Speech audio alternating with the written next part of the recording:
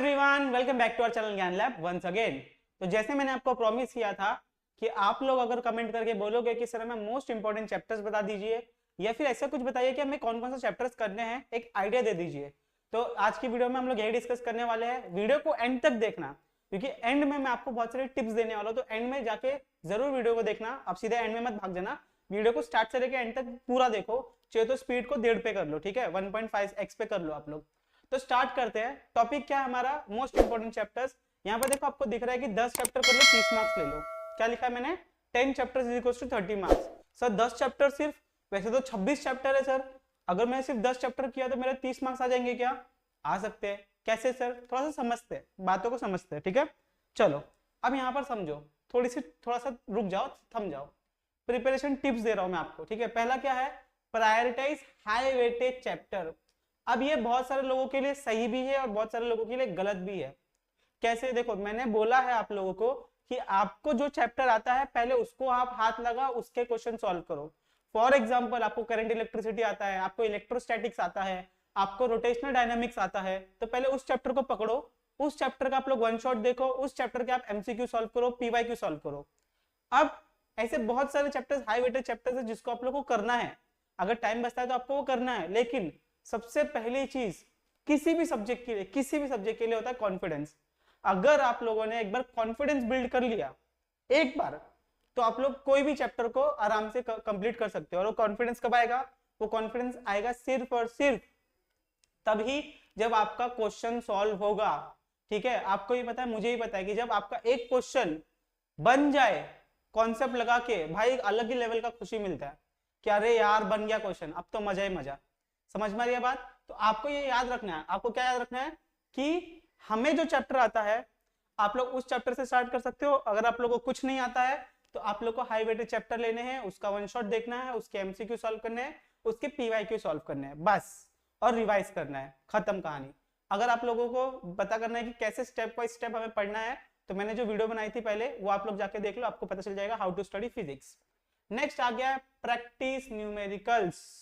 भैया बहुत इंपॉर्टेंट चीजें है। ये बच्चा जो 2025, 26, 27, 28 में वीडियो देख रहा है, आपको प्रैक्टिस करनी पड़ेगी न्यूमेरिकल की। Regularly solving numerical problems to strength your this analytical skill या फिर एप्लीकेशन स्किल्स, ठीक है।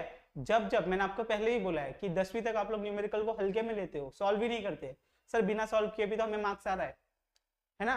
लेकिन अभी 11th 12th में सीधे फिर आपकी फट जाती है। तो आपको ये चीज याद रखनी है कि स्टार्ट करना ही पड़ेगा। आज स्टार्ट करो चाहे 2 साल बाद स्टार्ट करो, स्टार्ट तो करना ही पड़ेगा। तो अभी स्टार्ट कर लेते हैं ना। क्यों? क्योंकि देखो हर एक चीज डिजाइन होती है। जब आप 11th में हो तो 11th के टाइप के न्यूमेरिकल्स आप लोग सॉल्व करोगे, इजी टाइप के न्यूमेरिकल सॉल्व करोगे। फिर उसके बाद में आप लोग फिर 12th में होगे तो 12th के टाइप के करोगे, थोड़े से लेवल इंक्रीज हो जाता है। इंजीनियरिंग में जाओगे तो भाई आप लोग सिर्फ न्यूमेरिकल के दम पे पास होने वाले हो, डेरिवेशन के दम पे ही पास होने वाले हो, याद रखना। अगर आप लोग इंजीनियरिंग करना चाहते हो तो, ठीक है। मैं खुद एक इंजीनियर हूँ, ठीक है, बता रहा हूँ, एक्सपीरियंस थोड़ा सा ले लो। Next, revise regularly. Very very very important. आपने पढ़ लिया, आपने सॉल्व कर लिया, आपने सब कर लिया, आपको रिवाइज करना पड़ेगा। हर 2 से 3 दिन में फिर से जो हम लोग ने पहले पढ़ा था उसको रिवाइज करना है।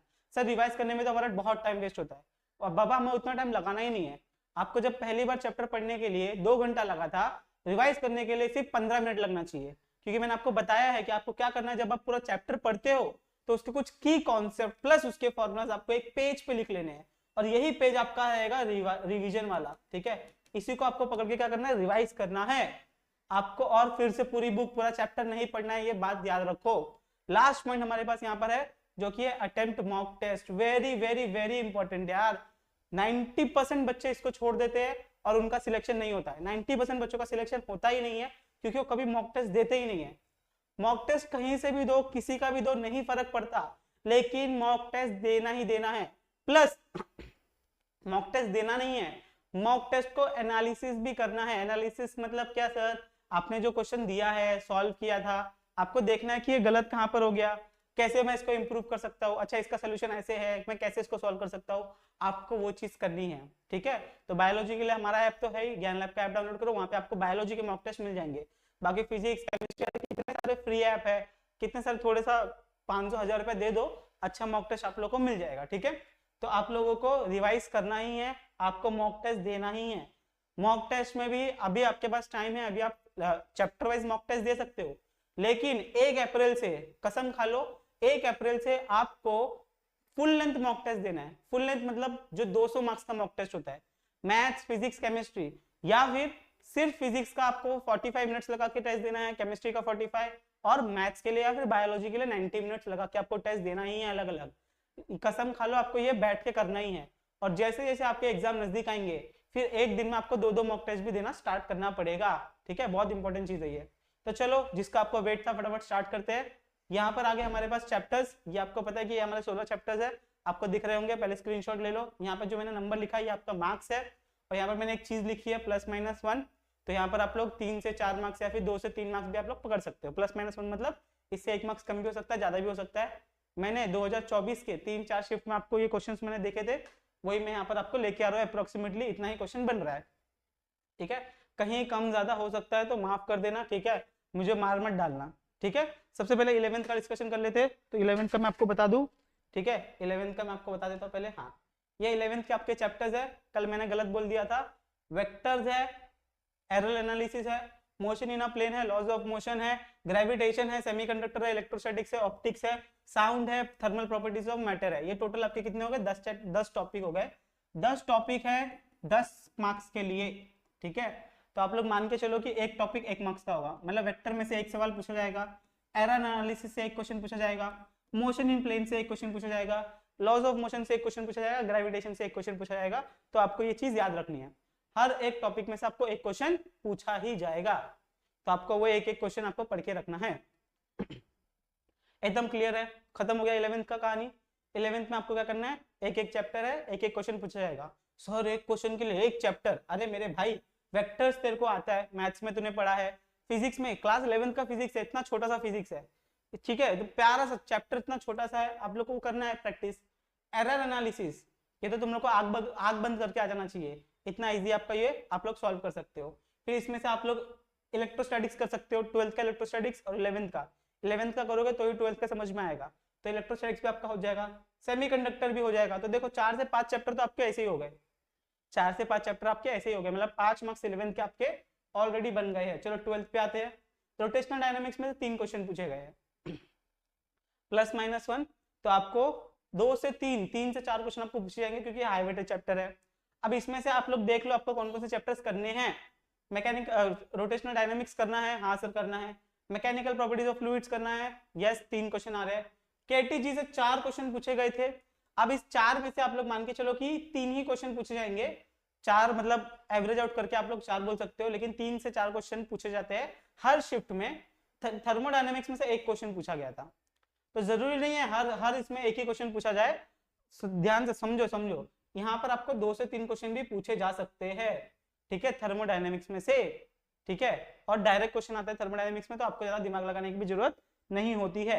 नेक्स्ट आपको आ गया ऑसिलेशन, 3 क्वेश्चन पूछे जाते हैं बहुत प्यार से। Superposition 3 question. अगर मैं आपको सिर्फ मोस्ट इंपॉर्टेंट चैप्टर्स का नाम दे दूं तो आपको कौन कौन सा करना है? चैप्टर नंबर 1, 2, 3, ये 3 चैप्टर तो पक्का करने हैं।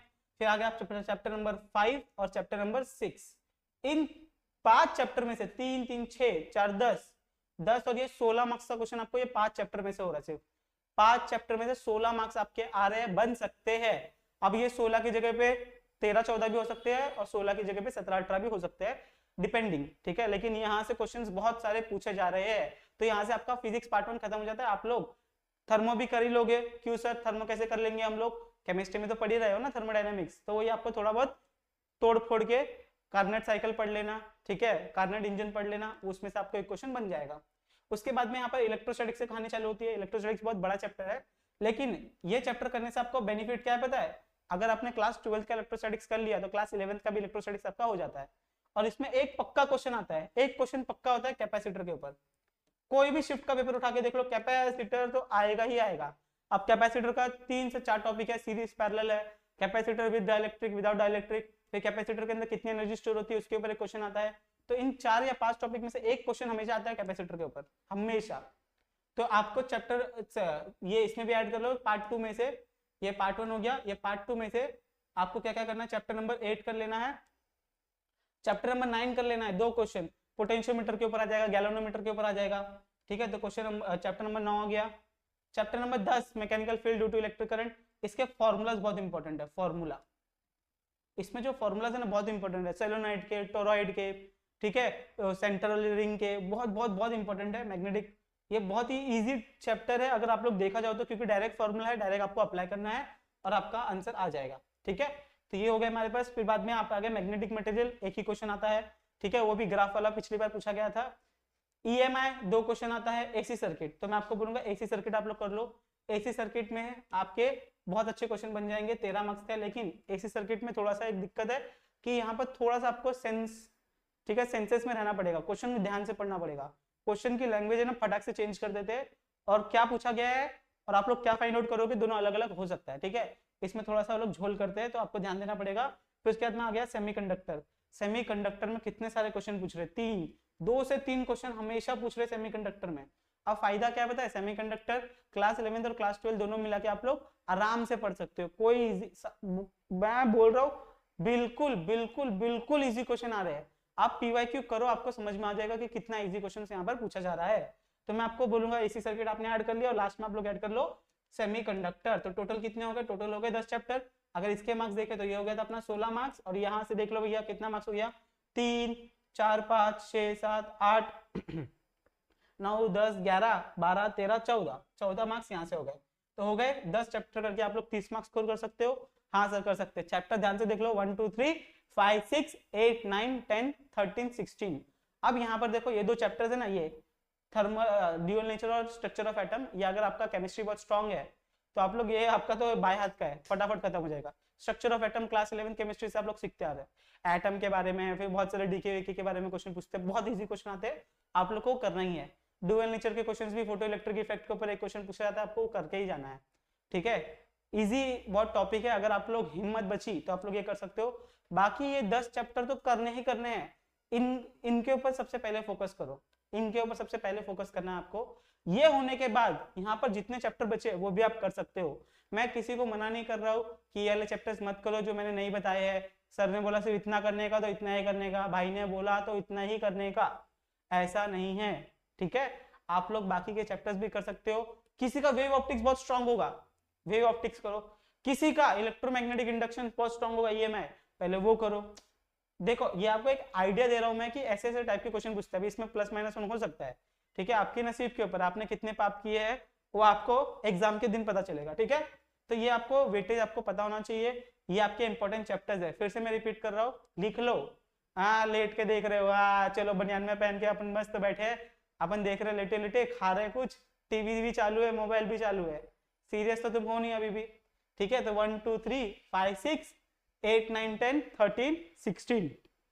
ठीक है, आपको ये चैप्टर्स करने ही करने हैं। और 11th के लिए तो मैंने पहले ही बता दिया आपको, 11th के लिए आप लोग को क्या करना है, 11th के लिए आपको इतने चैप्टर में से आप लोग को एक एक क्वेश्चन पूछा जाएगा। 10 चैप्टर है, 10 मार्क्स के क्वेश्चन पूछे जाएंगे, तो मान के चलो कि एक टॉपिक में से एक ही क्वेश्चन पूछा जाएगा। वैसे अगर मैं बताऊं तो ग्रेविटेशन में से 2 क्वेश्चन पूछ रहे हैं, ग्रेविटेशन में से 2 क्वेश्चन पूछ रहे हैं, थर्मल में से 2 क्वेश्चन पूछ रहे हैं। अगर पेपर एनालिसिस में बताओ तो ग्रेविटेशन में से 2 क्वेश्चन पूछ रहे, थर्मल से 2 क्वेश्चन पूछ रहे, बाकी सब में से एक एक क्वेश्चन पूछ रहे हैं। कभी कभी साउंड में से 2 क्वेश्चन पूछा जा रहा है। तो वही आप डिपेंड करता है आपको। अब तो 10 टॉपिक हो गए हैं, सिलेबस थोड़ा सा चेंज कर दिया है, तो अब मान के चलो कि आपका एक चैप्टर में से एक क्वेश्चन बनेगा ही बनेगा। नसीब खराब हुई तो ये कहीं गोल्डन रूल कहीं लिखा नहीं है कि एक चैप्टर में से एक क्वेश्चन पूछा ही जाएगा, ये लिखा नहीं है। शायद शायद आपकी नसीब इतनी खराब हो सकती है कि वेक्टर में से एक भी सवाल ना आए, ठीक है, साउंड में से एक भी सवाल ना आए, बस सिर्फ एग्जांपल दे रहा हूं मैं, और बाकी सब में से क्वेश्चंस आ जाए। और जो चैप्टर आपने छोड़ के गए थे, मान लो आपने छोड़ा था लॉज ऑफ मोशन, छोड़ दिया था आपने, क्या छोड़ दिया था, लॉज ऑफ मोशन, उसी में से 2 क्वेश्चन बन गए। समझ में आ रही है बात आपको? तो आपको थोड़ा सा समझना पड़ेगा, थोड़ा सा दिमाग लगाना पड़ेगा, दिमाग यूज करो अपना। ठीक है, समझो चीजों को कि कैसे कैसे क्या क्या कर सकते हैं। तो मैं फिर से पूरे वीडियो को बता रहा हूँ, आपको इंपॉर्टेंट चैप्टर्स मैंने आपको दे दिए हैं, ये इंपॉर्टेंट चैप्टर्स आपको करने हैं। लिखो, फिर बैठे हुए हो, उठ नहीं रहे हो, जो उठ के पढ़ रहा है भैया थैंक यू सो मच। बाकी भाई आपका कंपटीशन तो कम ही है, ठीक है, 7-8 लाख बच्चे ने फॉर्म भरा है, उसमें से भी जो पीसीएम वाले हैं, पीसीबी वाले हैं, कंपटीशन बहुत कम है। आपके लिए, आपकी गवर्नमेंट सीट के लिए आपको खाली 5 में से 1 बच्चा बनना है, सिर्फ 5 में से 1। आपका कंपटीशन नहीं है। अगर आप पढ़ने वाले बच्चे हो तो आपका कंपटीशन सिर्फ और सिर्फ 50,000 से 1 लाख बच्चों के बीच में है। ठीक है, वो 1 लाख बच्चों के बीच में ही आपका कंपटीशन है, बाकी जितने भी बच्चे हैं सब टाइम पास करते हैं। ये रियलिटी है हर कॉम्पिटिटिव एग्जामिनेशन की।